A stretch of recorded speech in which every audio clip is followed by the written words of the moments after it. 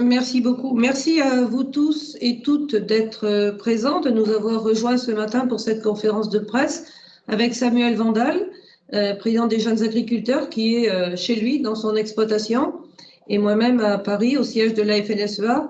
Nous avons plaisir à vous accueillir et voyez que nous sommes déjà, ce panier magnifique l'illustre, dans la préparation des fêtes. La préparation des fêtes avec, nous vous le dirons tous les deux, une préoccupation en tant que producteurs, le fait que ces fêtes puissent bien se passer, qu'elles soient un moment de retrouvailles, parce que pour nous, producteurs, c'est extrêmement important par rapport au rush de commercialisation de produits que cela représente. Un certain nombre de nos collègues ont travaillé depuis des mois pour préparer les produits de Noël. Pour certains d'entre eux, pour les producteurs de chapons, c'est 100% débouché à Noël. Pour les producteurs de dinde fermière également. Donc nous avons un enjeu économique et moral très fort pour ces producteurs. Et donc nous avons souhaité vous réunir pour faire un point complet. Alors, il ne faut pas vous inquiéter si je regarde parfois en haut, parfois en bas. La caméra est en bas, mais c'est compliqué parce que je vois Samuel en haut et bientôt je vais voir tout vos visages, donc mon regard va aller du haut vers le bas. Voilà pourquoi. D'abord, vous dire que, comme tous les Français, été bien sûr très à l'écoute de ce qu'a dit le gouvernement par rapport à ce deuxième confinement. Nous en comprenons les raisons sanitaires et les raisons de santé. Nous avons tous dans nos propres familles, dans nos villages, des gens qui sont touchés par le Covid et nous suivons de près l'actualité sur ce sujet.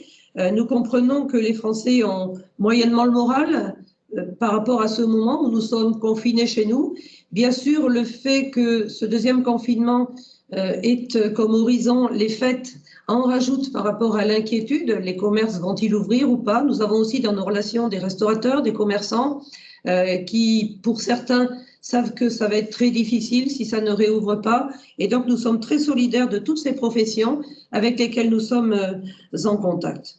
Mais, principe de réalité, nous nous sommes attachés en tant que représentants des agriculteurs et syndicats agricoles à nous préparer en amont du deuxième confinement, en tirant les enseignements du premier confinement. Nous avons aussi eu à cœur d'anticiper suffisamment pour ne pas vivre les mêmes ruptures que celles que nous avions connues au premier confinement. Très tôt, nous avons travaillé ensemble pour tenir les marchés ouverts et nous avons réussi. C'est un lieu de commercialisation important pour les producteurs, mais aussi pour tous les artisans de bouche. Et aujourd'hui, la règle, c'est que les marchés sont ouverts. L'exception est qu'un marché puisse être fermé si les conditions sanitaires ne sont pas respectées, mais à notre connaissance, il n'y en a pas. Nous avons aussi travaillé pour avoir le nécessaire maintien de la chasse pour réguler le gibier. Alors, ça a fait débat, c'est vrai, certains ont comparé des choses qui ne sont pas forcément comparables, hein, pouvoir aller à la chasse et pas pouvoir aller à la messe. D'autres ont dit c'est un loisir qui est autorisé alors que nous ne pouvons pas aller nous promener en forêt. Mais la chasse est un travail de régulation et de surveillance sanitaire du territoire. C'est inscrit dans la loi qui encadre la chasse. Et cette régulation du gibier, où que ce soit, et qu'on soit jeune agriculteur ou pas jeune agriculteur, les dégâts de gibier font très mal dans les exploitations, que ce soit sur les prairies, les champs, les vignes. Et nous avons beaucoup de remontées de photos, de dégâts parfois importants. Donc c'était pour nous très important qu'on puisse maintenir la chasse. Nous regrettons d'ailleurs qu'un certain nombre d'associations de protection de l'environnement fassent des recours contre les arrêtés préfectoraux. C'est mal connaître cette réalité et les 80 millions d'euros de dégâts annuels par l'ex-gibier. Nous avons aussi travaillé pour avoir un protocole pour les licenciés de clubs équestres. Lors du premier confinement, les centres équestres avaient beaucoup souffert avec l'impossibilité de se rendre dans les centres équestres et de s'occuper des animaux. Le ministère a également été réactif pour pouvoir permettre aux cavaliers d'aller vers leurs chevaux et de pouvoir les faire sortir, les promener 1 heure par jour, 2 heures par jour, 3 heures par jour finalement, ce qui est bien pour les cavaliers, mais ce qui est surtout bien pour les chevaux par rapport à leurs conditions physiques. Nous avons aussi travaillé pour les sapins de Noël. Alors ça, c'est un sujet que nous n'avions pas forcément au premier confinement, mais nous avons des entreprises, notamment dans le Morvan, mais pas seulement, il y en a aussi dans mon département, pour qui c'est le débouché de l'année, la préparation des sapins de Noël. un conditionnement, une récolte en amont, qui nécessite d'anticiper. Et nous avons beaucoup travaillé pour que le ministère puisse déroger et donner la possibilité pour les sapins de Noël d'être commercialisés sur les parkings. C'est chose faite depuis les nouvelles décisions et nous nous en réjouissons. Nous avons par contre des vrais problèmes sur les fleurs coupées, mais je pense que les plantes de Noël à côté des sapins trouveront parfaitement leur place également. Nous avons travaillé aussi pour le secteur viticole avec la nécessité de mesures de crise, distillation, parce que la fermeture de tous les restaurants, des salons, etc., qui s'allongent, crée une vraie difficulté. Trouver aussi des saisonniers pour les producteurs de plants de vigne qui en manquaient. Et enfin, prolonger le dispositif d'aide au logement pour les saisonniers agricoles. Ça, c'est le travail que nous avons fait en rajoutant tout un travail de solution et de promotion des fleurs coupées. Nos collègues producteurs de fleurs jettent des milliers de tiges tous les matins. C'est catastrophique pour eux économiquement et pour le moral. Ils en donnent beaucoup. Donc, nous avons initié des opérations avec des distributeurs, avec aussi des conseils régionaux pour essayer de trouver une façon de faire du bien aux soignants et aux personnels sociaux à qui ça redonne le moral d'avoir des fleurs, des bouquets, etc. Et ça fait du bien aux finances de nos producteurs que de pouvoir avoir ce débouché-là.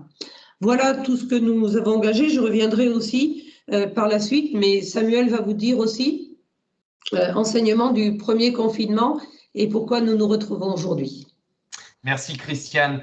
Il a été pour nous très important lors du premier confinement de pouvoir aussi communiquer positivement sur nos métiers, sur les métiers de l'agriculture, mais aussi sur notre alimentation. Et ça a été le cœur de la campagne avec le hashtag On vous nourrit, qui permettait d'expliquer directement sur nos exploitations, nos méthodes, nos pratiques, mais surtout nos produits qui vont se retrouver dans les assiettes des consommateurs. Cette campagne a eu une très grande ampleur nationale, a très bien marché, et c'est aussi le cas de cette conférence de presse où on va pouvoir revenir sur des ajustements et auxquels Christiane tout à l'heure reviendra pour vous présenter plus particulièrement le concept de cette nouvelle campagne de communication. Très important pour mettre en avant, bien sûr, les agriculteurs qui font les produits de qualité. Et d'ailleurs, le président de la République s'était exprimé en ce sens, en soulignant que l'alimentation et l'agriculture étaient la deuxième ligne aujourd'hui face au premier confinement. Elle y est toujours face au deuxième confinement, mais c'était aussi de mettre en avant, et le président de la République avait fortement martelé, que pour avoir une bonne santé, il fallait avoir une bonne alimentation. Faisons référence à l'ensemble des produits français faits par les agriculteurs. Alors, cette campagne hashtag On vous nourrit, elle a aussi été plus largement étendue avec l'ensemble de l'industrie agroalimentaire, avec l'ensemble aussi des transformateurs. Je pense entre autres aux boulangers, je pense entre autres aussi aux bouchers, charcutiers, à l'ensemble des acteurs de la filière alimentaire. C'est le grand A de l'agriculture, mais aussi de l'alimentation qui était important de souligner dans cette campagne de communication.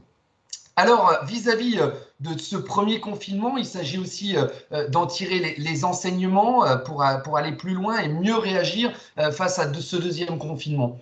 Les agriculteurs ont su énormément s'adapter face à ce premier confinement et d'ailleurs on le voit sur l'ensemble du territoire avec beaucoup d'agriculteurs qui se sont diversifiés et qui très rapidement ont ouvert des centres de distribution, de l'accueil à la ferme pour justement fournir en produits de qualité en proximité avec les concitoyens et ça paraissait très important parce que le concitoyen est venu beaucoup plus vers les agriculteurs pour acheter des produits frais. On l'a vu, hein, durant ce premier confinement, on a eu un boom grosso modo de 150 à 160% d'augmentation dans tout ce qui était drive fermier ou tout ce qui était marché à la ferme. Les agriculteurs ont aussi su énormément s'adapter avec l'ensemble des règles liées au Covid, les règles sanitaires. Et donc, c'était aussi un travail remarquable de toute la profession pour continuer à avoir une alimentation de qualité sur tout le territoire, pouvoir continuer à alimenter l'ensemble de nos concitoyens tout en faisant attention à respecter les gestes et barrières et aussi, entre autres, avec les salariés sur nos exploitations.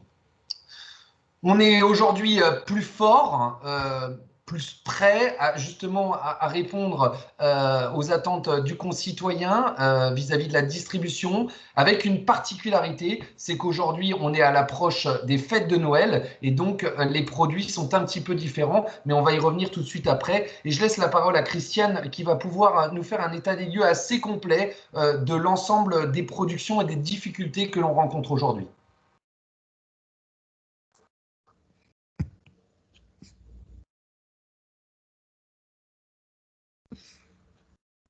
Christiane, on ne t'entend pas? Voilà, c'est bon. Et là, c'est bon? Oui. Pardon. Comme l'a dit Samuel, les Français, pendant le premier confinement, avaient changé leur mode de consommation. Plus de produits d'épicerie sèche, des pâtes, de la farine, du riz, des produits qui se stockent et qui se conservent, moins de produits frais, ce qui avait posé un certain nombre de problèmes. Rappelez-vous, les tonnes de fromage dont nous disposions et qui étaient bloquées. C'est une complexité aussi parce que nous sommes très attachés, JA et FNSEA, à la réussite des États généraux de l'alimentation.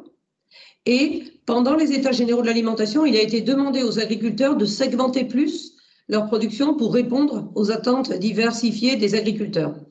Et quand on voit qu'il y a aujourd'hui une réduction des références demandées par les distributeurs, une simplification dans les magasins de distribution, ça complique la vie des industriels qui avaient mis en place la segmentation.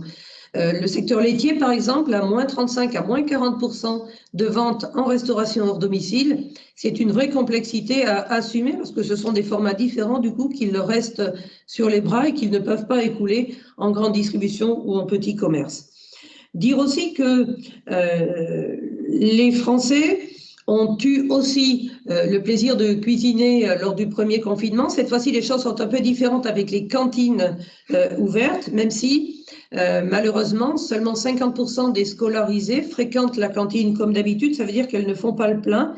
Et il y a du coup pour les gérants de ces cantines scolaires notamment une nécessité de pouvoir congeler des produits, donc des dérogations à leur accorder pour éviter de jeter les produits. Vous voyez, ça c'est tout le back-office, un peu l'arrière-boutique que l'on voit souvent assez peu, mais qui est une réalité qui grève l'efficacité de la chaîne alimentaire, qui occasionne des coûts compliqués à absorber pour les différents acteurs.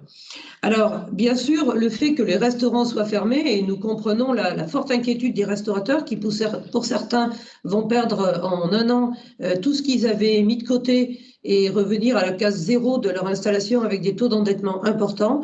Et nous sommes très solidaires et nous espérons que pour les commerces, il y aura des réponses rapides du gouvernement pour une forme d'assouplissement pour eux, parce que nous considérons qu'on doit pouvoir. Et nous souhaitons vraiment que ça puisse réouvrir. Un autre exemple de produit très impacté aujourd'hui, c'est le chou à choucroute. Et ce n'est pas anecdotique parce que c'est une production qui est très importante en Alsace, pas seulement parce qu'avec le chou à choucroute, on mange de la charcuterie et donc de la viande de porc, mais il y a énormément de choux qui vont rester dans les champs, m'alertent mes collègues d'Alsace. Ils ont acheté des pleines pages de pub dans la presse quotidienne régionale et ils essayent d'inciter les Alsaciens et tous les Français à armer leur fourchette pour se retrouver autour d'une bonne choucroute. Donc, vous voyez, ce sont des produits qui vont souffrir. Et puis, Samuel l'a dit aussi, la particularité de ce confinement 2, c'est que les fêtes de Noël sont proches. Pour que les volailles soient disponibles dans les grandes surfaces autour du 15 décembre ou même autour du 10 décembre, il a fallu que les producteurs anticipent. Et anticiper, ça veut dire mettre en production des animaux très en amont, les préparer et être prêt à avoir tout prêt à vendre pour ce moment-là. C'est un stress particulier pour les agriculteurs, les producteurs de volailles chaque année, ça l'est encore plus cette année. Et donc, quand on sait que 100% des chapons sont vendus pour Noël, 100% des daines fermières, 50% des cailles, 20% des pintades, et que pour certains de ces produits, ils ont déjà connu des baisses de consommation pendant la première phase de confinement, nous avons encore aujourd'hui 12 000... Nous avons encore aujourd'hui 12 000 tonnes de canards en frigo. Il y a une vraie inquiétude dans ce secteur-là. Inquiétude aussi dans le domaine du gibier. Les producteurs de gibier nous alertent fortement pour deux raisons. D'abord parce que la chasse au gibier plume étant fermée, ils ne peuvent pas, comme les autres années, lâcher leurs animaux élevés, gibier, pour la chasse. Donc, il y a des surcoûts d'alimentation. C'est 100 000 € par jour pour nourrir toutes les volailles et gibiers qui sont aujourd'hui dans les volières, avec en plus un problème de crise du logement parce que les animaux grossissent, deviennent plus véhéments, plus agressifs. Donc, c'est compliqué pour eux. Donc, nous soutenons leur demande, d'une part, de pouvoir chasser dès le déconfinement, d'allonger la période de chasse jusqu'à fin février au lieu de fin janvier, et la demande aussi d'une aide financière pour accompagner les surcoûts qu'ils ont aujourd'hui pour garder leurs animaux en volière. Et le travail que nous avons fait aussi, c'est un travail que nous avons fait avec les industriels et les bouchers pour qu'ils puissent proposer aux Français des conditionnements plus petits, des formats plus petits.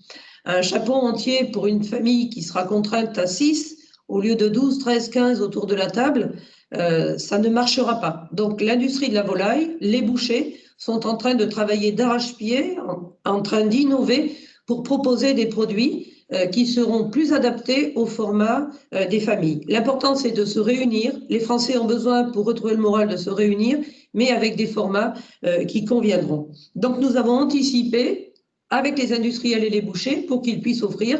Et d'ores et déjà, nous voyons dans certaines boucheries, chez certains distributeurs, une invitation des Français à anticiper leurs commandes, à demander les produits pour pouvoir justement donner de la lisibilité aux acteurs de ces secteurs.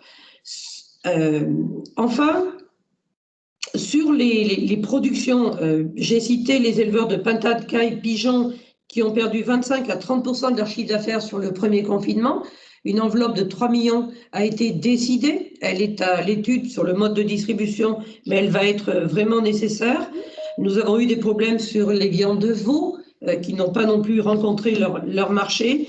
C'est très, très grave sur l'horticulture et nous craignons vraiment que beaucoup d'horticulteurs connaissent des difficultés extrêmement importantes avec énormément de fleurs coupées, jetées. Et sur les plantes de Noël, notamment les poinsettias, les cyclamènes et toutes ces fleurs, nous souhaitons qu'elles puissent être vraiment aux côtés des sapins de Noël pour trouver leur débouché. Je n'ai pas salué tout à l'heure la décision de maintenir ouverts les fleuristes et les jardineries pour Toussaint et pour les chrysanthèmes, mais même s'ils sont restés ouverts, cela a représenté moins 25% à moins 30% de ventes pour certains d'entre eux. Donc tout est chamboulé sur un certain nombre de flux commerciaux. Nous avons aussi travaillé pour actionner des soutiens financiers pour les agriculteurs. Donc, la suspension automatique des prélèvements de la MSA pour les chefs d'exploitation agricole pour alléger un poids de trésorerie sur les appels de fin d'année. La suspension sur demande de la part patronale et de la part salariale des cotisations employeurs, mais aussi sur plus large de solidarité à d'autres acteurs du secteur agroalimentaire, comme les secteurs de la viande, du foie gras, et cela a été acté dans les dernières décisions gouvernementales. Nous avons aussi travaillé pour que les transporteurs puissent être bien accueillis, y compris parfois dans nos exploitations quand ils ne trouvent pas ailleurs des possibilités de faire un break et de se restaurer. Bref, nous avons vraiment joué la carte du travail méticuleux et un travail aussi pour que les formations puissent se maintenir à distance sur Certifito et sur toutes les démarches d'installation. JA a beaucoup travaillé et Samuel va nous expliquer qu'est-ce qui a été fait pour pas qu'il y ait de rupture pour les jeunes qui sont en projet d'installation. Merci Christiane. En effet, vous l'avez compris, si on a su s'organiser sur la totalité du territoire pour amener une alimentation de qualité, participer à notre souveraineté alimentaire, à notre autonomie alimentaire, il est aussi important de continuer à pouvoir soutenir l'ensemble des jeunes qui veulent accéder au métier pour justement participer à cette souveraineté alimentaire. Un gros travail a été mis en place sur l'ensemble du territoire par l'ensemble des responsables, des jeunes agriculteurs en lien avec les chambres d'agriculture pour justement maintenir l'ensemble des formations et qu'il y ait une continuité dans l'installation des exploitations et des reprises d'exploitation agricole. C'est un point très important. Il s'agissait là d'avoir une continuité et de ne pas avoir une année blanche. Vous le savez très bien, l'enjeu démographique aujourd'hui est là, de pouvoir remplacer l'ensemble des départs à la retraite par une installation. Plus d'un agriculteur sur deux à 50 ans et donc va partir à la retraite dans les 10 ans à venir. Et donc, il était très important de pouvoir avoir une continuité sur ce sujet-là. Vous l'avez compris au travers de cette partie. Le travail a été fait par nos structures. L'ensemble des demandes ont été mises en place. Beaucoup reste encore à faire. Beaucoup de sujets d'actualité qui nous occupent énormément. Et Christiane a très bien retracé l'ensemble des éléments. Et c'est pour ça qu'aujourd'hui, il y a une vraie cohérence pour le fait de continuer à communiquer, à favoriser le fait que nos concitoyens puissent manger français. Et donc, je redonne la parole tout de suite à Christiane pour nous présenter les premiers axes sur le fait de consommer local et du patriotisme gastronomique. Merci beaucoup, Samuel. C'est bon, le micro est ouvert? Oui. Merci. Oui, aujourd'hui, ensemble, nous lançons un appel, mais un appel vibrant, un appel cri du cœur à nos concitoyens. Nous savons que la période des fêtes, pour les Français, est quelque chose qui compte. Les fêtes de Noël, avec les retrouvailles familiales, le plaisir de faire des cadeaux à ceux que l'on aime, le plaisir de se retrouver autour d'une bonne table. Il y a une gastronomie de tradition autour des fêtes de Noël, avec des produits festifs auxquels nous sommes attachés, tous les Français, et quels que soient nos budgets. Même dans les lieux qui accueillent des personnes démunies, même les Restos du Cœur, les banques alimentaires, ont à cœur, au moment des fêtes, d'avoir des produits dits festifs pour changer nos habitudes d'alimentation et pour un soir, pour 2 soirs, se faire plaisir et consommer des produits qu'on n'a pas l'habitude de consommer d'habitude. Du foie gras, du saumon, des huîtres, des pâtés particuliers, des pains spéciaux, des légumes que nous cuisinons plus particulièrement, mais aussi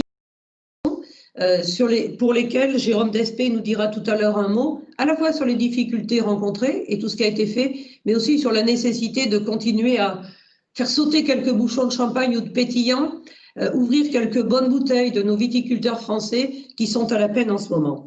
Cette convivialité, il ne faut pas que nous la perdions, même en étant confinés.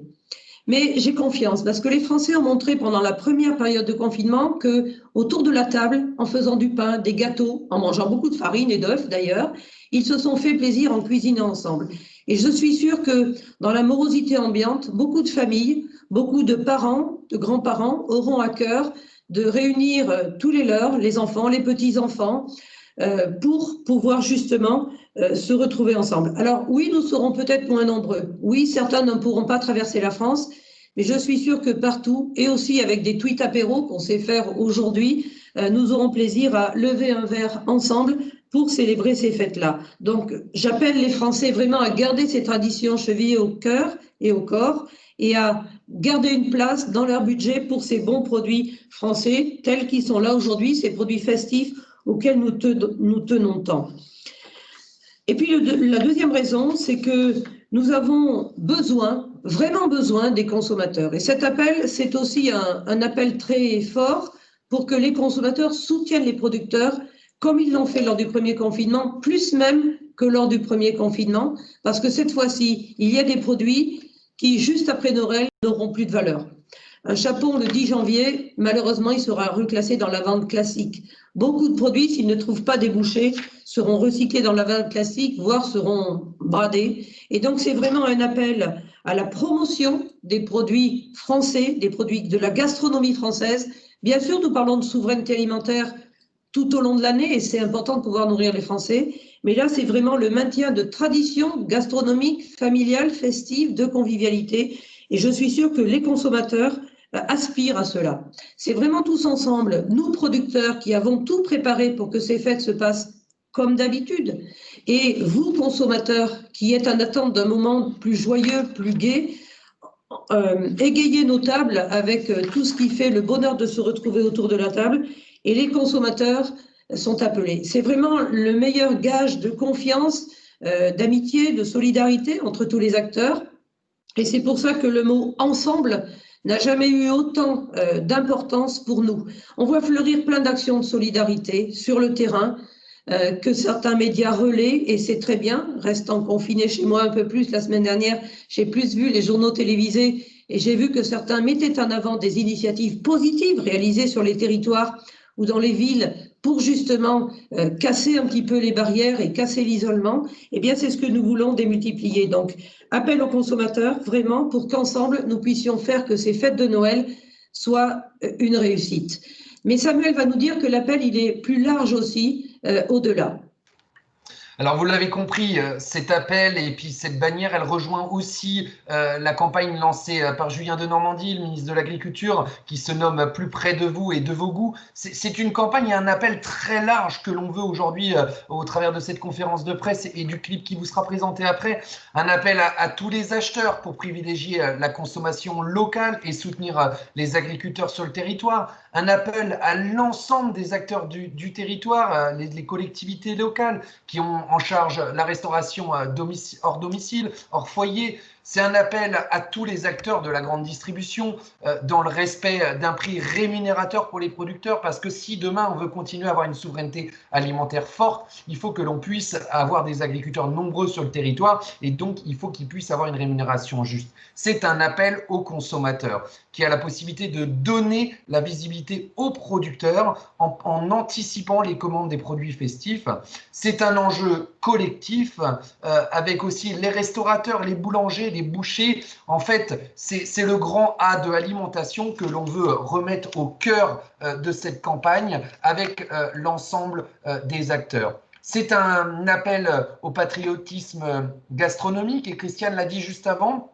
C'est bien le ensemble, de faire corps tous ensemble pour relever le défi de ces fêtes de fin d'année, relever le défi de pouvoir avoir des produits de qualité dans nos assiettes, de pouvoir avoir des produits français qui respectent des normes de qualité, qui respectent l'environnement et qui sont surtout bons et sains pour la santé.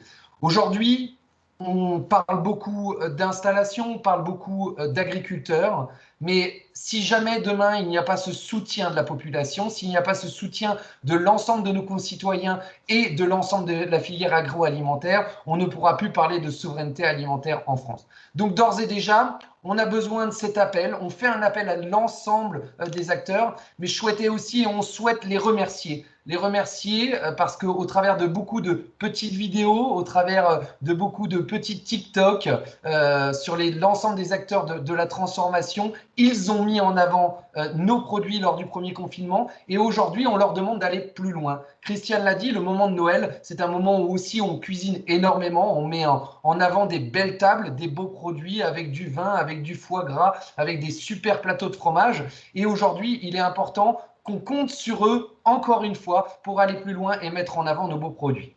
Christiane va nous parler du clip. Oui, merci beaucoup. Ça marche? Merci beaucoup, Samuel. Alors, vous le voyez, il y a à côté de moi tous les produits. Je peux vous dire d'ores et déjà que j'ai préempté les papillotes françaises. Le chocolat, nous pensons aussi aux chocolatiers qui, au moment du premier confinement et des fêtes de Pâques, ont déjà eu d'énormes méventes. Donc, il faut aussi penser au chocolat. C'est bon pour le moral, c'est plein de magnésium. Je connais plein d'amateurs qui ne peuvent pas s'en passer. Et puis, il y a aussi les vins. Alors, avant de parler du clip et de la vidéo que nous avons réalisée, je voudrais que Jérôme nous dise un mot sur les vins et toutes les boissons. Merci Christiane et bonjour à tous. Je pense que l'appel que lancent Christiane et Samuel est déterminant pour soutenir bien sûr l'ensemble de nos producteurs pour pouvoir permettre dans cette période très difficile sur le plan donc sanitaire aussi d'égayer nos concitoyens par toute la qualité de tous nos produits que Christiane nous a présentés avec Samuel et bien sûr avoir une pensée aussi donc particulière pour le secteur des boissons qui souffrent. Je pense à la bière et il ne faut pas oublier aussi la bière de Noël. Je pense aux producteurs donc de cidre. Je pense bien sûr donc aux viticulteurs. Vous savez que toutes les boissons vivent un lourd tribut depuis la fermeture des restaurants, des bars, des brasseries, de tous les salons nationaux qui sont annulés, mais aussi les salons internationaux.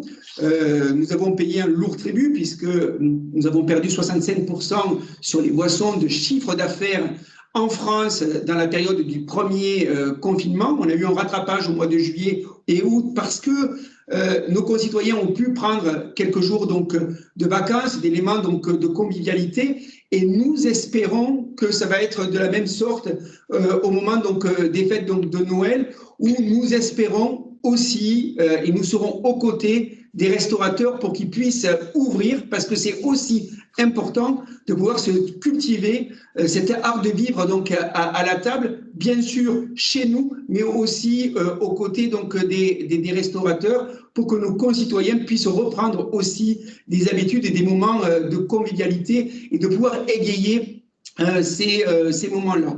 Nous ferons une action, Christiane et Samuel, demain avec le ministre de l'Agriculture et les producteurs du Beaujolais, avec Inter-Beaujolais, puisque demain soir, nous serons avec le ministre pour lancer de façon très différente le Beaujolais donc nouveau, parce qu'on ne pourra pas être donc dans les bars, dans les restaurants, mais on va appeler nos concitoyens avec un webinaire à pouvoir consommer du Beaujolais donc nouveau que nous pourrons acheter bien sûr chez les cavistes dans la distribution, parce que c'est aussi un secteur qui va payer un lourd tribut. Et puis, pendant toutes ces fêtes donc, de Noël, allez à la rencontre, bien sûr, de vos cavistes, des professionnels sur le terrain. Les caveaux seront ouverts auprès des acteurs aussi de la grande donc, distribution. Il faut savoir que pour la filière viticole comme pour la filière boisson, c'est 25% de ventes qui se font sur le mois de novembre et sur le mois donc, de décembre. Et aujourd'hui, quand on a 65% des circuits de distribution qui sont fermés, comme au premier confinement, ben, il faut faire cet appel aussi à nos concitoyens de pouvoir aller soutenir l'économie donc locale, comme ils le feront avec la volaille, comme ils le feront avec l'ensemble des produits qui vous a été donc présenté. On est bien sûr mobilisés, vous le savez, puisque le ministre de l'Agriculture et le gouvernement ont mis une enveloppe de 256 millions d'euros avec la distillation de crise, 2 600 000 hectos qui sera ouvert jusqu'au mois donc, de mars, le stockage privé qui va se mettre donc en place. Bien sûr, comme les autres secteurs donc, de production, il faut soutenir cette économie qui est vitale, avec un marché à l'export qui est totalement bouché. Vous savez qu'on a perdu 1,6 milliard € de chiffre d'affaires sur le premier semestre donc, de l'année. Un tiers aux États-Unis. Et là, la particularité, c'est avec les taxes de 25% de droits de douane supplémentaires à l'entrée aux États-Unis, auxquels nous subissons les effets collatéraux d'un conflit qui n'est pas le nôtre, celui de l'aéronautique. Et nous espérons, avec l'élection du président Biden, que les négociations vont permettre de stopper ces droits de douane donc, supplémentaires. Donc voilà, nous voulons miser aussi un espoir à retrouver une situation dans l'année 2021 qui soit donc plus propice à la consommation. Et en tous les cas, il faut vraiment répondre à cet appel que nous lançons avec les jeunes agriculteurs pour permettre à nos consommateurs de trouver donc ces produits et à un moment donné de pouvoir se retrouver autour d'une table pour pouvoir fêter ces fêtes donc, de fin d'année dont nous avons tous bien besoin. Merci beaucoup, Jérôme. Et je vous le dis, ces produits-là, les vins, les bières, les cidres, connaissent des moments difficiles et pour autant, ils sont synonymes de fête. Tout comme est synonyme de fête, sont synonymes de fête tous les produits qui sont ici. Le saumon, je pense aussi à nos amis pisciculteurs qui comptent beaucoup sur les achats, les fromages à la coupe qui sont ici représentés par celui-ci, tous ces produits qui ont tant besoin. Alors, parce que c'est très difficile de résister aux bons produits, vous êtes loin, mais nous, ils sont juste à côté. Nous avons souhaité mettre en musique et mettre en image par un clip vidéo qui a été conçu maison, tout ce que les producteurs ont à cœur de montrer et le plaisir qu'il y a à partager avec les consommateurs, à la fois dans les fermes, sur les marchés, dans les nombreuses initiatives que nous avons organisées, sur les différents festivals. Nous avons croqué des images de sourires, de gestes d'amitié autour des produits et de la vente des produits. Et cette façon de communiquer, bien sûr, sur les réseaux sociaux majoritairement, elle vise à égayer, à amener de l'optimisme et des sourires largement au-delà des images qu'on peut voir dans le film. Et nous allons travailler pour la pousser, pour la faire connaître. Nous comptons aussi sur vous tous, journalistes ici présents, pour en faire état, la relayer, montrer aussi que ce mot « ensemble » a une vraie signification. Dans l'ADN des agriculteurs, il y a bien sûr l'ADN de travail, de responsabilité, mais aussi de convivialité, de solidarité, de regard pour ceux qui vont moins bien, c'est notre ADN aussi. Et là, nous avons envie vraiment de porter ce message positif. Ensemble, c'est un titre d'un groupe que vous connaissez peut-être qui s'appelle Les Frangines.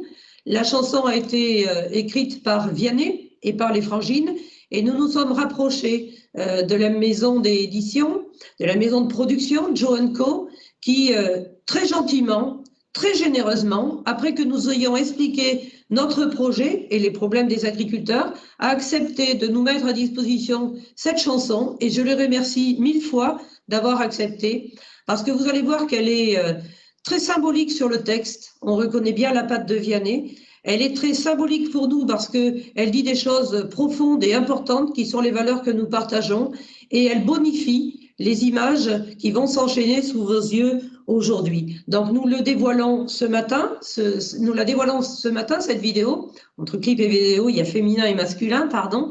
Et je souhaite que tous les agriculteurs s'en emparent et s'y retrouvent, tous les consommateurs aient plaisir à la diffuser, à chanter avec les frangines et aussi à démultiplier cette vidéo partout où il est possible de la montrer. C'est un moment de joie, de gaieté. Donc je vous invite maintenant à 2 minutes 8 secondes de joie, de gaieté autour des produits agricoles et des sourires des acteurs producteurs et consommateurs. Place aux images.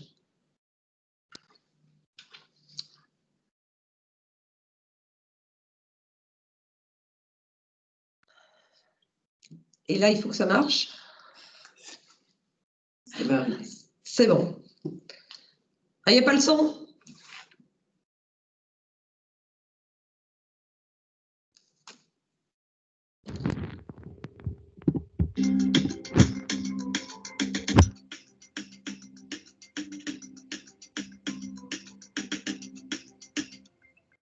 On aura des projets de géants. On verra enfin s'aimer les gens. On ira épouser le présent. On vivra mieux, mieux. Faut pas la laisser passer, la chance de se dépasser. Changer le monde, avancer ensemble. Faut pas la laisser filer, la famille qu'on se ferait si l'on se mettait à penser ensemble. Allez, allez, allez, allez, allez, allez, allez, allez, ensemble. Allez, allez, allez, allez, allez, allez, allez, ensemble. La plus belle ambition, c'est de devenir soi-même, pas de vouloir briller. On voit partout des gens célèbres, on ne les voit pas pleurer. Pour qui nous voyez, on vous promet d'être vrai. On aura l'ivresse d'être vivant. On verra la vieillesse autrement. On laissera nos richesses aux suivants. Ah, faut pas la laisser passer, la chance de se dépasser. Changer le monde, avancer ensemble. Faut pas la laisser filer, la famille qu'on se ferait si l'on se mettait à penser ensemble.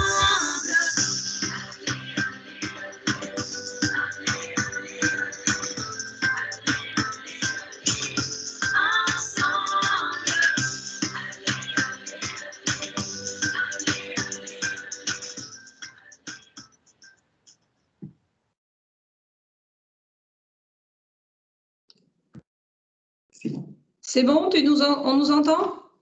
Merci. Notre témoin, c'est Samuel qui fait ça ou ça. Voilà. Alors, peut-être la qualité n'était pas au top parce que c'était un petit peu haché. C'était haché pour toi aussi, Samuel? Un petit peu. Donc, je le regrette, mais franchement, réécouter ces paroles. La plus belle ambition, c'est de vouloir être soi-même, pas de briller. On laissera nos richesses aux suivants. Changer le monde, avancer, tirer les enseignements. Et si on se mettait à penser ensemble, voilà pourquoi nous avons choisi ce texte-là, extrêmement symbolique, extrêmement profond aussi. Et je voudrais remercier particulièrement celles et ceux qui ont cravaché sur les 8 derniers jours, l'équipe de la communication, Christine, Marion, Laure-Hélène, Michael, Blandine, pour faire ce clip qu'il soit prêt ce matin avec des images maison. Et nous sommes très contents, tous ces sourires, ces jeunes qui lèvent des verres, ça fait plaisir de voir ces moments de partage. C'est des moments que nous avons vécus tout au long de l'année en FNSEA et JA, parce que ce sont des images de nos réseaux. Et franchement, ces moments de rencontre avec les consommateurs, nous les multiplions. Nous voulons les multiplier encore plus, d'où l'idée de partage autour de ce clip. C'est pour nous particulièrement important en ce moment de fête. Nous n'allons pas vers les consommateurs seulement quand nous avons des problèmes et quand nous avons besoin, comme aujourd'hui. Mais oui, aujourd'hui, nous avons besoin que ces fêtes de Noël marchent. Tout au long de l'année, nous avons multiplié ces rendez-vous. Et chaque fois que nous les multiplions, nous sommes gratifiés de messages positifs des consommateurs, de messages d'encouragement qui font du bien. On est un métier où on fonctionne aussi beaucoup au moral et c'est extrêmement important de pouvoir aller plus souvent vers les consommateurs. La souveraineté alimentaire dont tout le monde parle, eh bien, elle se construit en territoire. Chacun là où nous agissons, avec l'appel aux collectivités, aux maires, etc., comme l'a dit Samuel, mais c'est en territoire, par des réalisations multiples, que se fera cette souveraineté alimentaire. Et nous comptons bien sûr sur un certain nombre de dispositifs, comme le plan de relance par exemple, sur lequel beaucoup d'agriculteurs ont des projets pour y croire à nouveau, parce que même pendant cette période difficile, certains agriculteurs ont des projets et nous voulons vraiment terminer sur une note d'optimisme. Agriculteurs, nous avons entendu le message du président de la République et l'appel à la souveraineté. C'est un appel qui a été lancé pour relocaliser des productions, pour produire, pour y croire à nouveau. Et ne ratons pas chacun des rendez-vous qui nous est donné. Dans la relocalisation des productions, les producteurs de légumes affichent à leur congrès cette semaine vouloir passer de 50% d'autosuffisance légumes à 60% en 2 ans et à 70% en 5 ans. C'est ambitieux, mais nous pouvons le faire s'il y a les moyens et l'accompagnement pour le faire. Et parce qu'il y a un enjeu démographique extrêmement important, c'est aussi le moment de se bouger et de dire aux agriculteurs, il faut y croire encore et réussir ce pari-là. Samuel, sur le renouvellement ? Oui, vous l'avez compris, on axe cette fin d'année autour d'une communication pour manger français et Christiane a commencé à l'aborder. Il s'agit aussi pour nous de continuer à accompagner les agriculteurs. Alors via le plan de relance, beaucoup de mesures que l'on a défendues ensemble pour justement accompagner les agriculteurs en transition. Et puis peut-être le lien avec la communication et ce spot qui est lancé là aujourd'hui, de faire le lien avec les 10 millions d'euros qui sont lancés sur la promotion au métier. Il s'agit pour nous, et ça s'inscrit clairement dans cette optique, de pouvoir aussi susciter des vocations pour pouvoir renouveler les générations, pour pouvoir renouveler les filières, pour pouvoir diversifier nos exploitations. Ce plan de relance-là, il est aussi fait pour que nos exploitations elles soient plus résilientes, plus autonomes, qu'elles fassent mieux face aux aléas climatiques, aux aléas économiques, fiscaux, sociaux. Et donc, c'était très important pour nous de continuer ce travail-là. On axe énormément ce travail-là pour le démultiplier sur l'ensemble des filières, sur l'ensemble des territoires, pour que les agriculteurs répondent nombreux aux appels à projets lancés par le gouvernement via France Relance et que ce plan de relance soit clairement efficace sur le territoire. Voilà les grands messages qu'on voulait vous faire passer autour de cette conférence de presse. Bien sûr, sur le manger français. Manger français est un gage de qualité, est un gage de sécurité, est un gage de bonne santé, mais aussi un gage d'un territoire vivant avec des hommes et des femmes qui font cette agriculture, qui font ces produits-là. Et on compte sur vous tous, les journalistes, pour relayer cet appel-là que vous lance aujourd'hui. On compte bien sûr sur l'ensemble des consommateurs pour consommer, manger français, manger local. Et comme je l'ai dit tout à l'heure, on compte aussi sur tous les acteurs, parce que des agriculteurs qui font des produits de qualité sans un certain nombre d'acteurs autour de l'agriculture, ces acteurs de l'alimentation-là, aujourd'hui, on ne serait rien. Donc, on compte sur vous tous et vous toutes pour mettre nos produits en avant durant ces fêtes de fin d'année, mais pas seulement que sur les fêtes de fin d'année, c'est tout au long de l'année que l'on doit consommer français et local. On vous remercie. Merci beaucoup, Samuel. Merci beaucoup. Place aux questions. Alors, je ne sais pas comment on pratique. S'il y a des mains qui se lèvent, je vois. Marie-Josée Bougin. Donc, alors, qui est-ce? Marie-Josée. Où tu vois ça, toi? Je l'ai vu affiché. Là-haut. Oui. Alors, Marion, dis-nous. Du coup, effectivement, alors, on a, excusez-moi, donc oui, pour l'instant, on a donc 2 questions. Marie-Josée. Marie-Josée, allez-y, et puis ensuite Mathieu Robert, si ça vous va comme ça. N'hésitez pas, vous pouvez aussi nous écrire vos questions via le chat par écrit, et je les poserai à Samuel et Christiane. Oui, bonjour, je ne sais pas si vous m'entendez, j'ai désactivé le micro, Je vous a priori entends. ça marche. Ok, Très bien. bonjour à tout le monde. Moi j'ai pas mal de questions à vous poser, je vais toutes les poser en même temps, ces questions de chiffrage, dans l'ordre ou sans ordre. Est-ce que vous êtes en mesure de chiffrer les pertes du secteur depuis sur cette année, peut-être des gains? Est-ce que le plan de relance de Julien Denormandie est à la hauteur des besoins? Et puis, plus spécifiquement sur les fêtes, quelle est l'importance des ventes ou de l'activité, le chiffre d'affaires réalisé par les producteurs à ce moment-là? Et si on peut avoir un peu des détails sur les chapons, qu'est-ce que ça pèse, pareil, en chiffres? Voilà, je suis désolée. Hein. C'est pour faire votre marché, Marie-Josée. C'est ça. Moi, je vais anticiper sur mes commandes. On demande à Mathieu Robert de poser sa question, s'il vous plaît. Oui, merci, bonjour à tous. Il me reste peut-être une question un tout petit peu plus générale sur l'action de Julien Denormandie depuis qu'il est en fonction, à la fois dans la gestion de crise et dans les premières orientations qui sont données au travers et de la PAC, peut-être. Très bien. C'est parce que c'est bientôt Noël. C'est bientôt Noël. Vous voulez qu'on lui fasse un bon commentaire et un cadeau, c'est ça? Je m'attends à ça, oui. Est-ce qu'il aura des chocolats ou pas? Virginie Garin aussi. Alors, Virginie. Virginie, on ne l'entend pas par contre. Non. Oui, micro.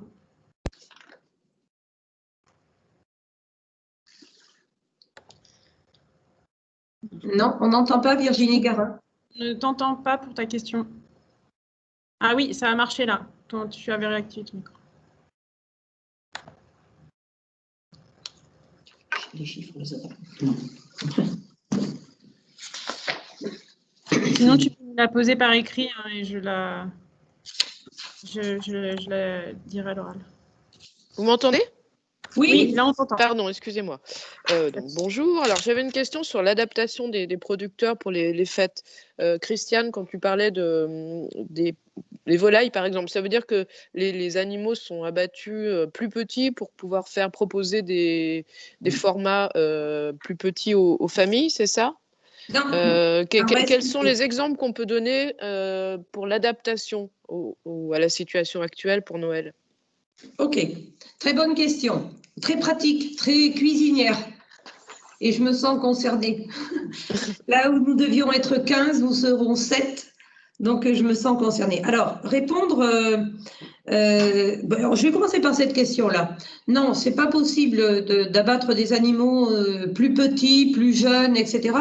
Ils ont été mis en production à tel moment. Ils vont arriver au poids d'abattage à tel moment.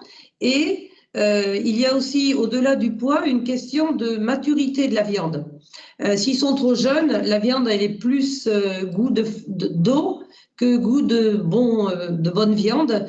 Donc, la préparation des animaux, le degré d'engraissement aussi, la présence de gras, pour pas que ce soit de la viande trop sèche, font qu'on est obligé d'amener les animaux au bout de leur phase de croissance et au poids d'abattage. C'est pour ça que nous avons très tôt alerté les industriels de la volaille, notamment LDC, Galliance, Gastronome, etc., en leur disant, attention, les familles vont être plus petites. C'est-à-dire qu'au lieu de faire des chapons entiers, on va découper. Et donc, on aura des cuisses de chapons. Deux cuisses de chapon, ça pèse moins lourd qu'un chapon. Alors, pour répondre à Marie-Josée Cougar, combien pèse un chapon? Un chapon, ça peut faire entre 3-4 pour les plus petits et jusqu'à 8-9 kilos. Donc, ça dépend après ce que les familles recherchent. les dindes, ça peut faire jusqu'à 10 kilos, les dindes fermières.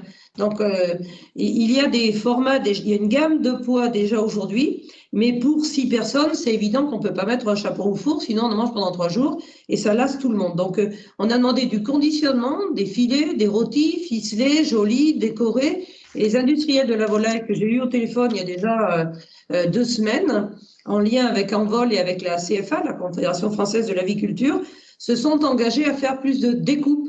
C'est-à-dire découper des volailles et le mettre en rôti pour qu'on puisse le mettre au four, le farcir de la même façon et que ce ne soit pas la volaille entière. Si par exemple vous voulez acheter une pintade farcie au raisin, eh bien vous pourrez acheter, c'est plus facile une pintade qui pèse 1,3 kg jusqu'à 2,5 kg que d'acheter un chapon. Voilà, donc il faut qu'on adapte les produits qu'on achète, le format à la table et à la taille de la famille qu'on va avoir autour de la table.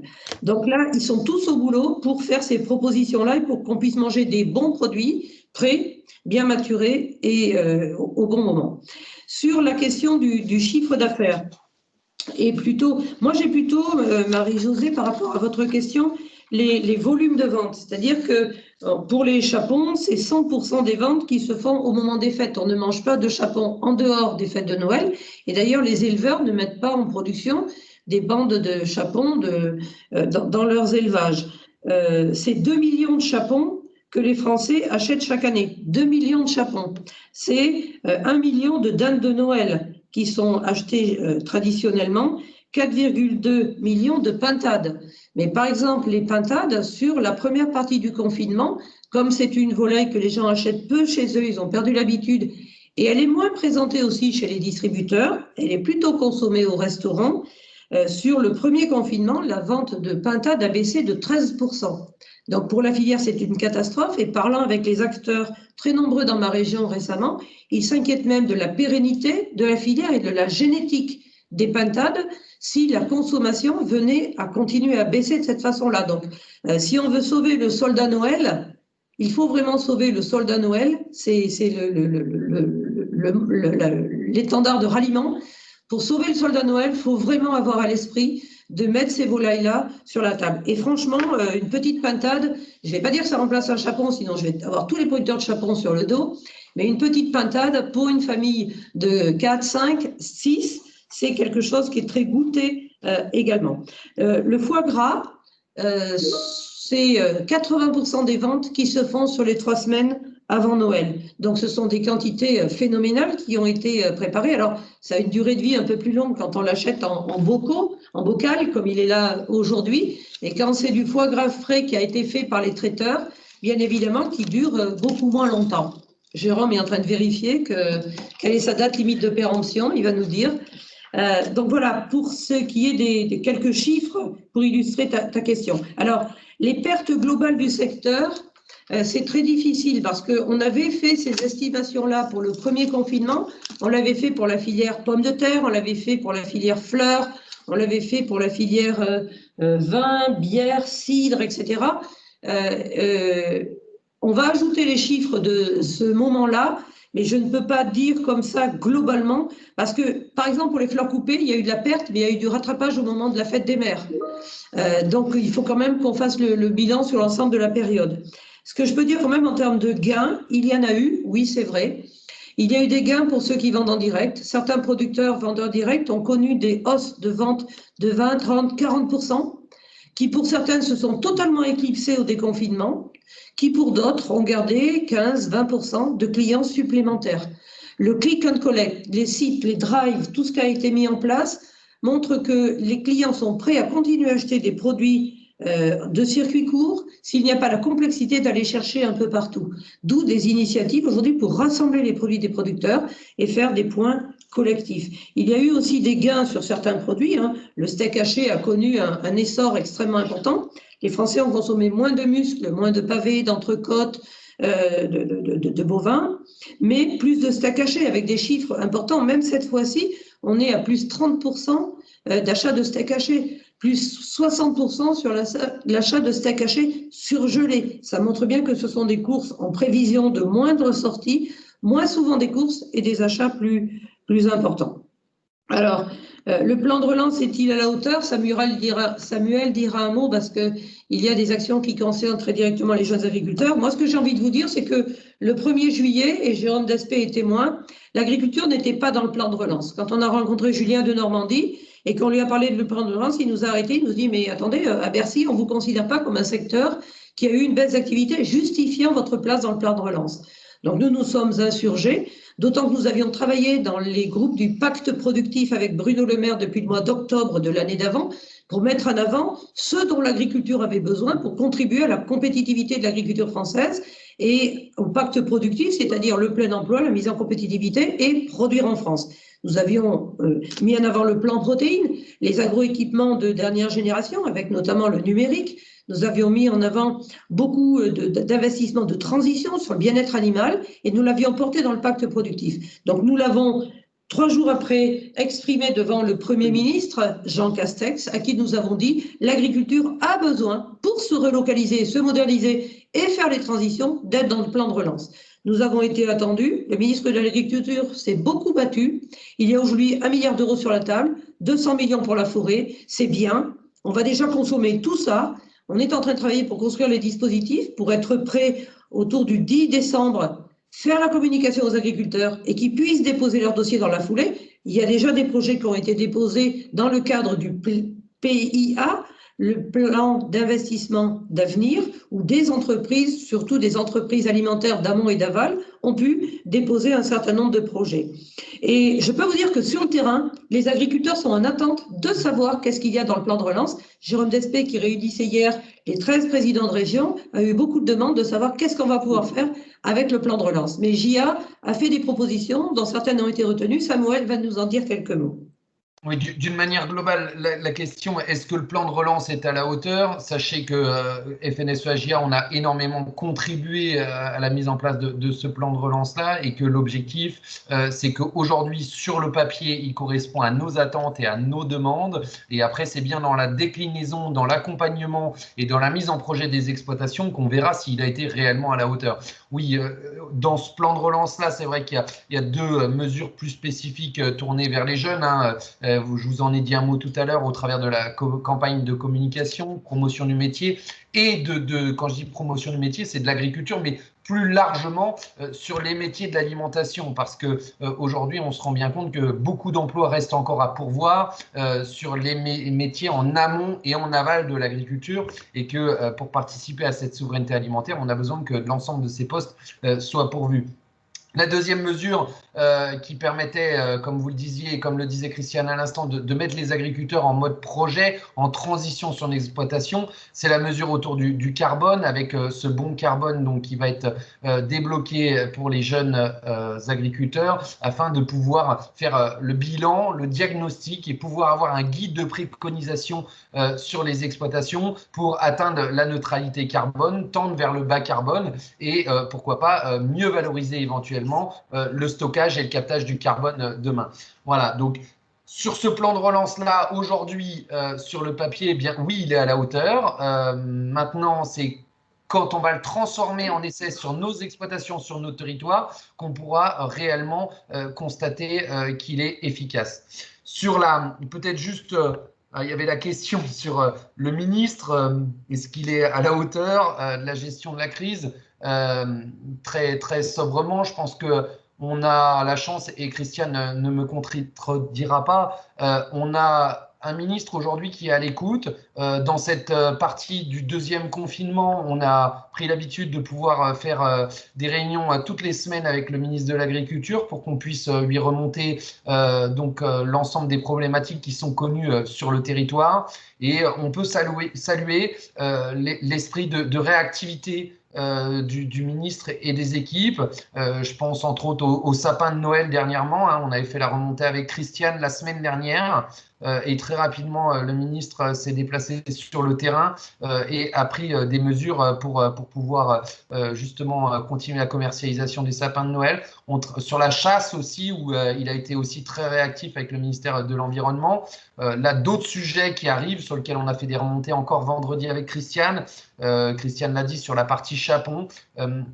peut-être un peu plus spécifique sur la partie ferme pédagogique, qui est souvent annexe aux exploitations agricoles, hein, qui en fait avec les vacances de la Toussaint ont vu l'ensemble de leurs visites totalement annulées, et sur lequel il va falloir qu'on trouve des solutions pour mieux les accompagner à passer le cap de ce deuxième confinement. Ils avaient déjà été énormément impactés sur la première partie du confinement. Merci. Vous m'entendez, Samuel, c'est bon? Oui, oui.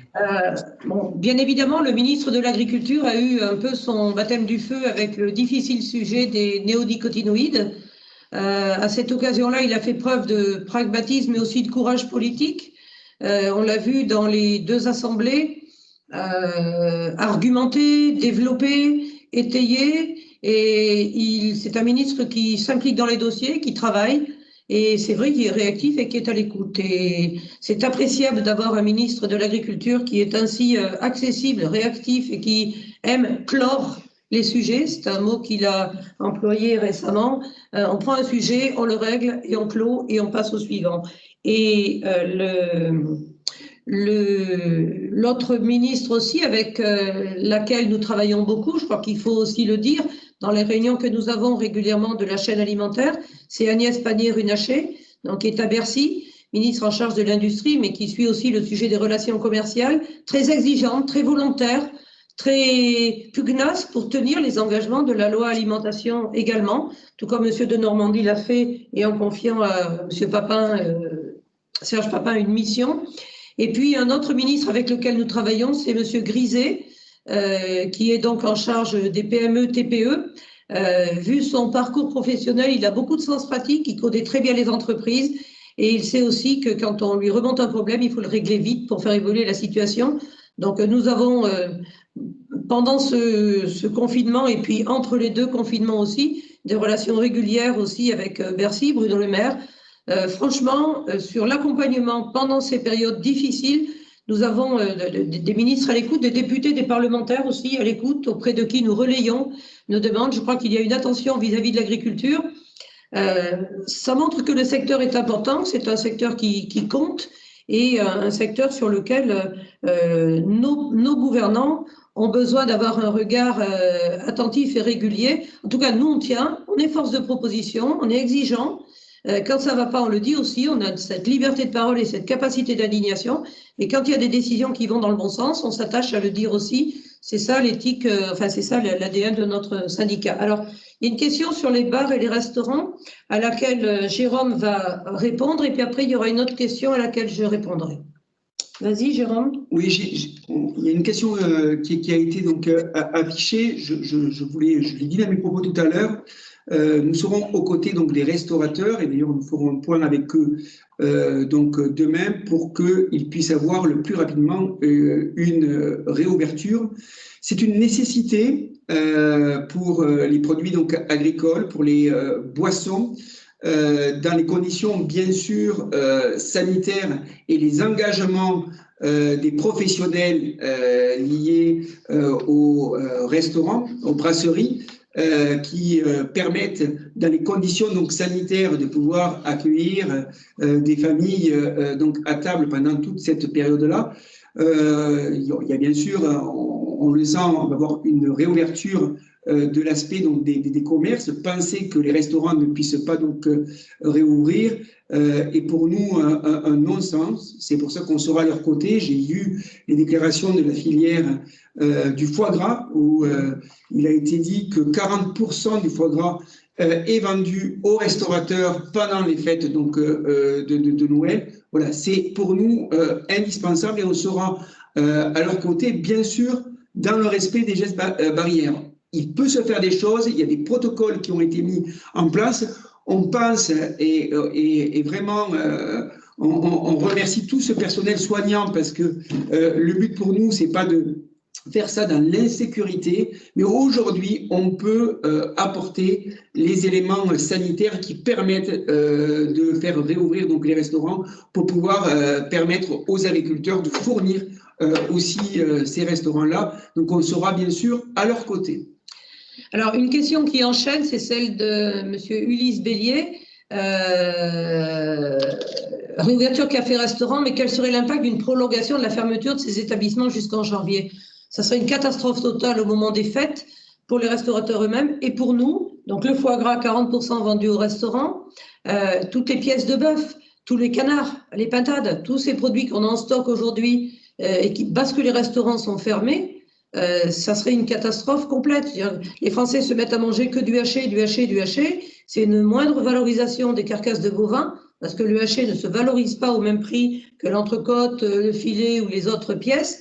Donc la perte, elle est immense. Le canard, c'est pareil. Enfin, on a tous à l'esprit confit de canard, magret de canard, cuisse de canard, pomme sarladaise. Ce sont des plats types que les restaurateurs font très souvent à la carte, enfin, ou non, au menu, pardon, de façon régulière.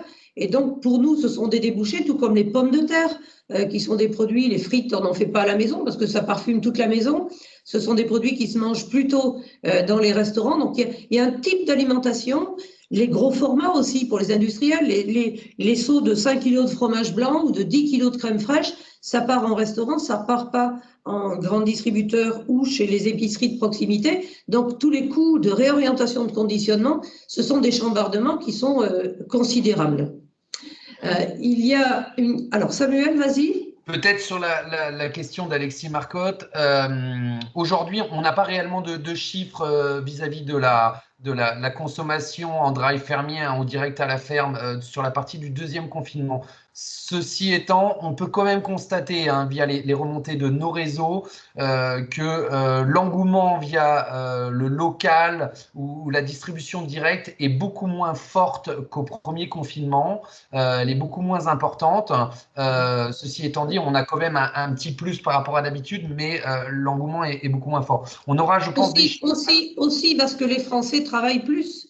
Les Français travaillent, ils ont moins le temps d'aller se rendre chez les producteurs. Donc, effectivement, il y a un moindre chiffre d'affaires. On aura, je pense, des chiffres plus précis à la fin du mois, à chaque fin de mois, qui nous permet de faire le bilan, entre autres en termes de chiffre d'affaires, mais on sait d'ores et déjà que ça ne sera pas autant que le premier confinement. Il y avait une autre question. Alors, juste, j'ai une correction à faire parce que j'ai interrogé entre-temps les experts du Chapon. C'est une réponse pour Virginie Garin et pour Marie-Jo Cougar. En fait, les dindes, oui, il y en a qui font 7, 8, 9 kilos, mais c'est sur les dindes de découpe. Les dindes qu'on met au four pour manger en famille, elles sont plutôt entre 3 et 4 kilos, 4 kilos 5. Et les chapons, c'est 3 à 3,5. Donc, si vous divisez par 150 grammes par personne, c'est vrai qu'il faut être très, très, très nombreux pour manger un chapon de 3,5 ou 4 kilos. Donc, voilà pour les précisions. Et je rends à César ce qui est à César et au Chapon ce qui est au Chapon, c'est-à-dire son vrai poids. Je l'ai rendu un peu obèse et je m'en excuse. Il y avait une question peut-être plus à destination de Jérôme. Pouvez-vous nous en dire davantage concernant la filière brasserie française?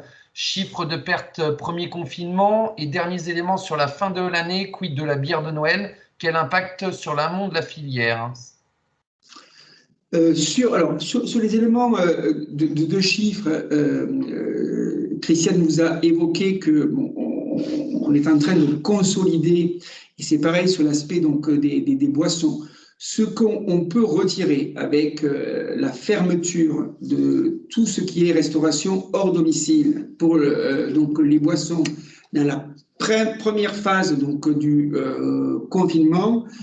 C'était à peu près 65% de baisse de chiffre d'affaires qui avait été constatée, que ce soit sur le cidre, le vin ou la filière brassicole pour la bière.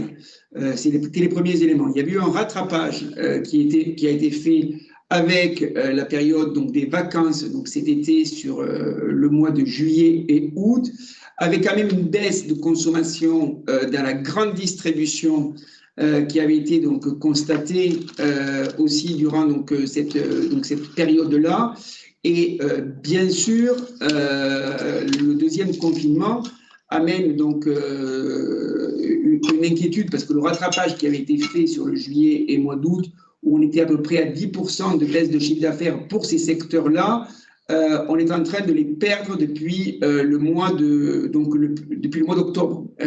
Donc c'est pour ça qu'on plaide vraiment à pouvoir réouvrir aussi une partie de la restauration, ce qu'on appelle hors foyer, parce que c'est capital aussi, comme l'a dit Christiane, pour l'ensemble des produits donc agricoles.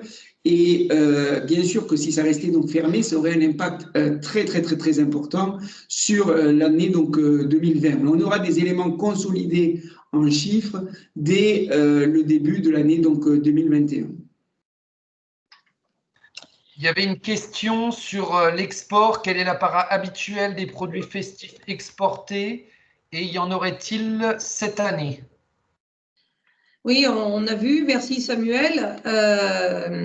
La France est un pays qui exporte notamment des fromages, beaucoup de fromages au moment des fêtes, des fromages comme ceux que l'on a là, des fromages AOP majoritairement, qui exportent aussi du foie gras. Certes, on en importe, mais on en exporte aussi. Il y a des flux commerciaux différents. Alors, pour aggraver notre situation, on en exporte beaucoup et du vin aussi vers la Grande-Bretagne. Et tout ce qui se passe en ce moment sur les négociations du Brexit qui n'en finissent pas, mais qui s'orientent de plus en plus vers un no deal, nous inquiète énormément. Alors, en chiffres, je ne peux pas vous dire secteur par secteur, ni globalement, mais ce sont les produits que nous exportons majoritairement à ces moments-là. Par contre, nous importons beaucoup de saumon et de pisciculture, mais nous avons des producteurs aussi de caviar français qui nous ont écrit pour dire leur inquiétude. Donc là, c'est un appel particulier parce qu'il concerne quand même certains pouvoirs d'achat, mais les producteurs de caviar français nous ont aussi fait savoir qu'ils avaient besoin qu'on parle d'eux, et j'en parle.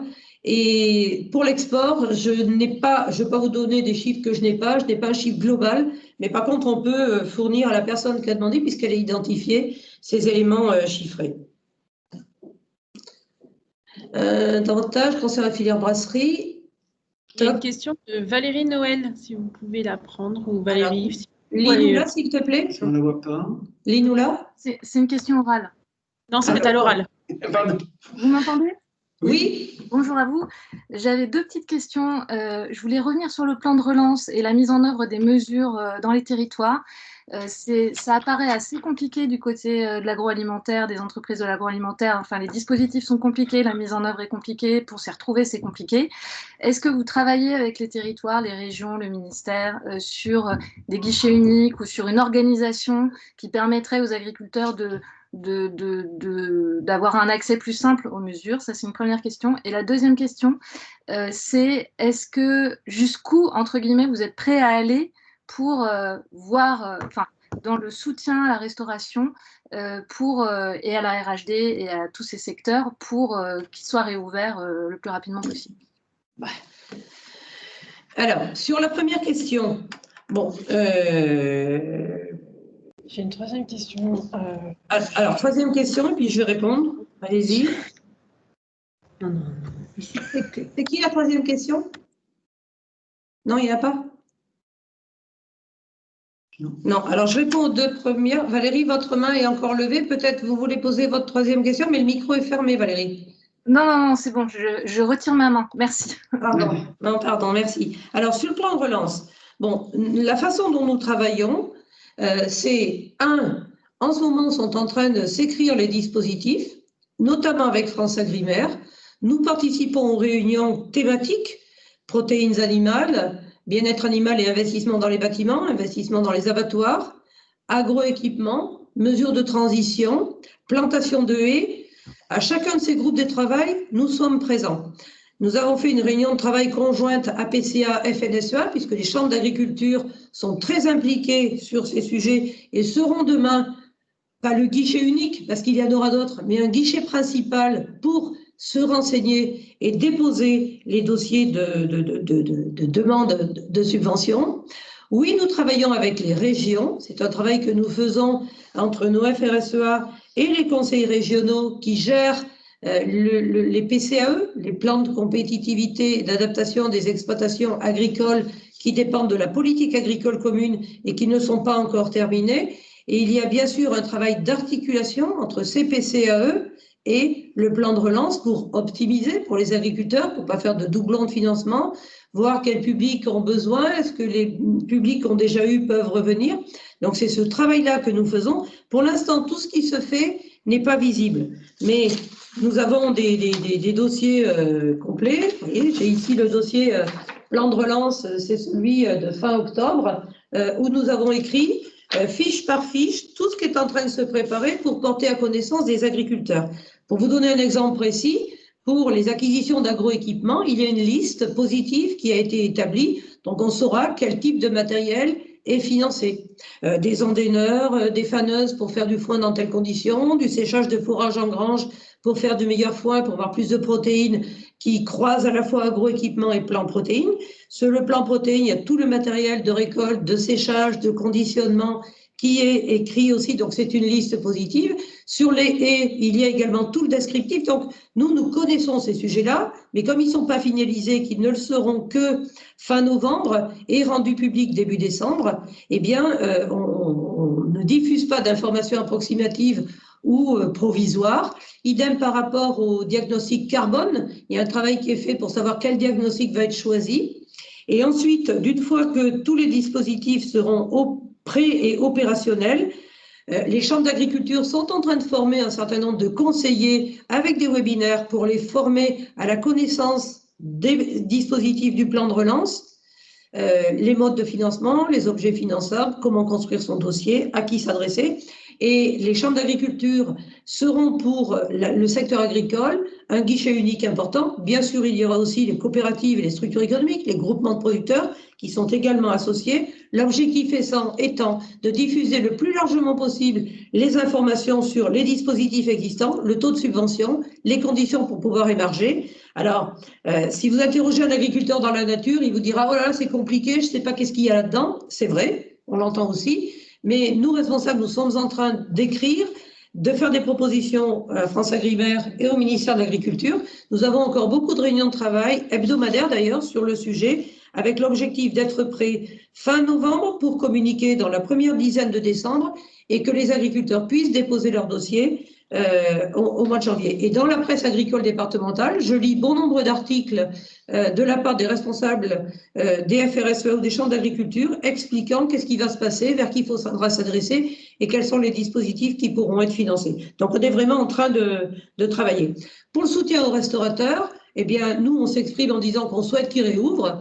On va communiquer demain avec eux. Nous avons des contacts aujourd'hui avec les maîtres restaurateurs avec lesquels nous avons signé une convention au Salon de l'Agriculture, puisqu'ils s'étaient tournés vers la FNSEA pour signer une convention pour avoir plus de produits français et de produits des territoires. Récemment, je suis allée manger chez l'un d'eux à Paris, dans le quartier de la Madeleine, et j'ai vu que la viande bovine était Île-de-France, que les moutons étaient Île-de-France, que les agneaux étaient Île-de-France. Et il y a une vraie fierté à marquer sur la carte que les produits sont de nos territoires. Et nous allons communiquer avec eux un peu plus demain pour dire que nous souhaitons une réouverture. Franchement, quand j'entends parler d'une réouverture possible qu'après Noël au 15 janvier, je me dis que ce n'est pas possible et que pour beaucoup, ça sera l'arrêt de mort. Donc notre appel, il est aujourd'hui autour des produits, bien sûr producteurs-consommateurs, mais aussi que les restaurateurs puissent travailler. Ils sont un maillon de la chaîne essentiel. Ils mettent sur les tables des produits que les Français ne consomment pas habituellement. Notre exemple qu'on peut citer, c'est les gibiers. On sait que le gibier, on en cuisine assez peu à la maison. Par contre, dans les restaurants, mais dans certains restaurants classiques ou des restaurants haut de gamme, il y a des pièces de gibier qui sont préparées et c'est un débouché très important pour eux. Nous travaillons aussi avec Rungis, avec les marchés de gros, le commerce de gros et les indépendants. Nous travaillons aussi avec le CGAD, la Confédération générale de l'alimentation de détail que j'ai rencontrée il y a 3 semaines maintenant pour aussi soutenir tous les artisans. J'ai rencontré les fromagers, j'ai rencontré la Confédération des bouchers. Donc nous avons des contacts avec toutes ces professions-là et nous les soutenons. Voilà, donc nous soutenons la réouverture.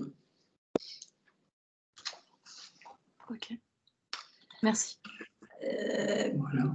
Alexandra Bellan, c'est bon, la question a été posée? Oui, c'est bon. Alors, est-ce qu'il y a d'autres? Je crois qu'on a fait toutes les questions. Ouais. Du coup. J'ai tout? Alors, on n'en a pas oublié, Garin, Marianne. On a répondu à tout le monde. Oh. tout le monde? Oui. Bon, ben maintenant, on a le droit de... On va peut-être pas boire la bière tout de suite, puis Jérôme ne sera pas content, on va peut-être ouvrir la bouteille de vin, donc je ne dis pas le choix qui a été fait. Toutes les bouteilles. C'est du coteau de Loubance, c'est normal. C'est un vin blanc doux, c'est pour aller avec le foie gras. Voilà. Pour aller avec le saumon, on attendra que Samuel revienne parce qu'on va ramener un petit blanc sec. Et puis, on a aussi pensé aux céréaliers. Vous voyez, il y a des pains aux noix, des spécialités de pain extrêmement sophistiqués et délicieux. Tout est là. Mais je préempte, comme je l'ai dit, le chocolat. Je vous remercie pour votre attention. Je remercie Samuel de s'être joint à nous. Et je souhaite vraiment que cette vidéo, vous puissiez la re-regarder à tête reposée. Vous allez l'adorer, c'est sûr. Aidez-nous. Merci. Aidez-nous. Vous êtes aussi un vecteur essentiel de relais de nos messages pour qu'elle puisse demain entêter tout le monde et qu'on les tous en tête ensemble et penser le monde de demain différemment, mais ensemble. Merci beaucoup. Je vous souhaite, parce que je ne vous reverrai, si, je vous reverrai avant Noël. Je ne vais pas encore vous souhaiter de bonnes fêtes de Noël. Je vous souhaite de bons préparatifs de fêtes de Noël. Je vous souhaite de commander dès aujourd'hui votre chapon, votre demi-chapon, votre filet de chapon, votre cuisse de chapon.